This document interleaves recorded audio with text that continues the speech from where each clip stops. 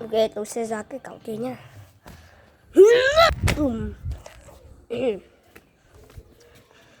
Ra xe kia nha. Ô tô. À không, ra đến cái nhà trắng trắng kia. Đây tôi đang chỉ.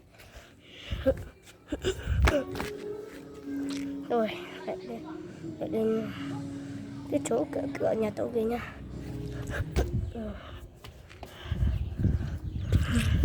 Thiên nhiên hùng vĩ. Giờ tôi lại quay xuống trong này, dưới cái cửa này nhá.